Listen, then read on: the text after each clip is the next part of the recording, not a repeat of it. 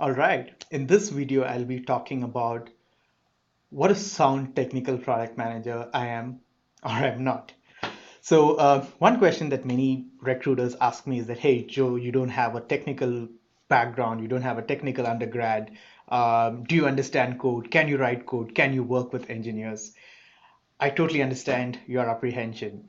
Um, Looking back at my experiences, I have predominantly been working with technology companies.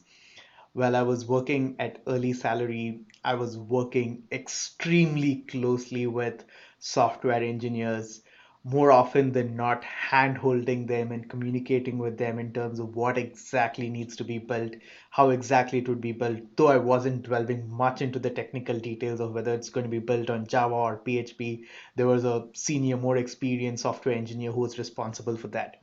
But in terms of can I read code and understand what is being written there? Yes. Can I do a little bit of coding and download the data that I need using SQL or R for performing any of my analysis? Yes.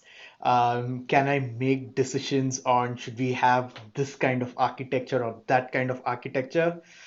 No, but I can give a very basic understanding of what should be the best ways of utilizing the computational thinking model, like be it in terms of should we have an architecture that is going to scan through each records and identify the first record, or is going to look at 50-50 and then choose how to go ahead. So a little bit of aspects in that place is something that I can talk about, but not completely.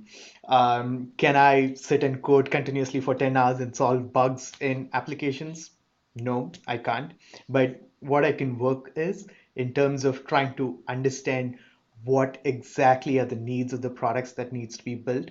One of my strengths working as an auditor and a Lean Six Sigma black belt professional is that I can in very fine nuances understand what needs to be built and can communicate that well either through product requirement documents or wireframes and kind of spoon feed engineers when necessary.